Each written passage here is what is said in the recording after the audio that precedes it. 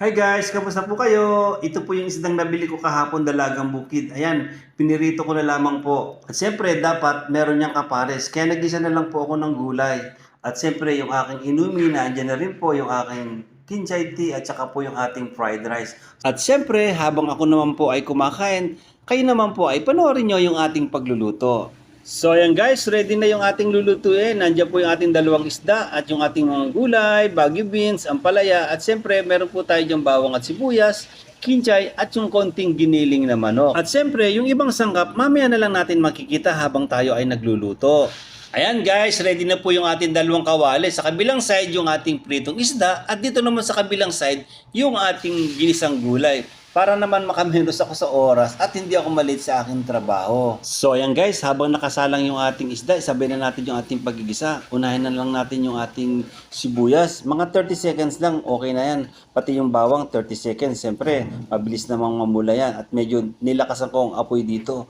At pagkagisa ng bawang sibuyas, sinunod ko na agad po yung ating giniling na manok. Medyo gisa-gisahin lang po natin yan para madurog at magkahiwa-hiwalay yung manok. Kasi nabuo po siya guys. Anyway, ganyan lang po yung ating gagawin, di ba? Sandali lang po yan guys. At pagkagisa na yan, ilagay na po natin yung ating konting patis. Para naman po yan ang ating pinakaasin at pampalasa natin sa ating niluluto. At isabay na rin po natin yung ating konting paminta. Konting halo-halo lang po guys. Guys, medyo mahina na po pala yung apoy dito. At pagkatapos, ilagay na po natin yung ating konting tubig at takpan po natin to. Pakuluan lang po natin ito guys sa mahinang apoy hanggang sa maluto yung ating giniling na manok. At yung isda naman sa kabila, ayan, baliktarin natin at luto na rin, di ba? Ang bilis, sabay-sabay, o, di ba? Nakatipid tayo sa oras. Ganyan lang, guys. Para-paraan lang yan. Baka tayo malay pagpasok. So, kaya ganyan po yung ating gagawin. So, ayan, guys, hanguin na po natin yung isda at siyempre, balikan naman natin yung ating giniling. Ayan. O, di ba? Hindi siya nagkati kasi mahina lang po yung apoy na ginamit ko dyan. Haluin lang po natin yan guys at siyempre ilagay na po natin yung ating gulay, yung ating ampalaya at saka po yung bagyo beans. O diba, kakaiba po yan.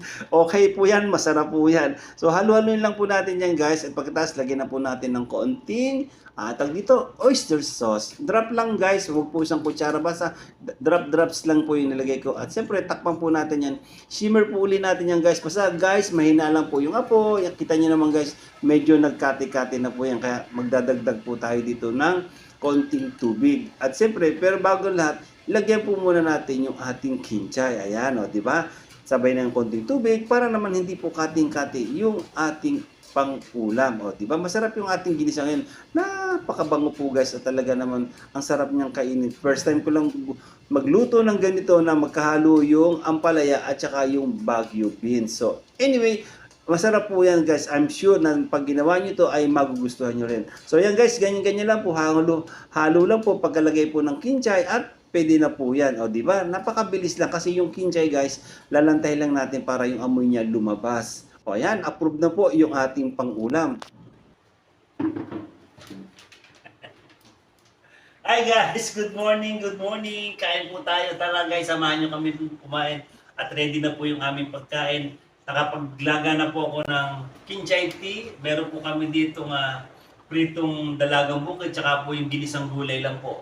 Tara guys, samahan nyo po kami at tayo magpasalamat muli sa biyaya ng Diyos sa patuloy na pinagkakalob sa atin sa araw-araw. Muli, salamat po at magkita-kita po tayo sa susunod. Bye!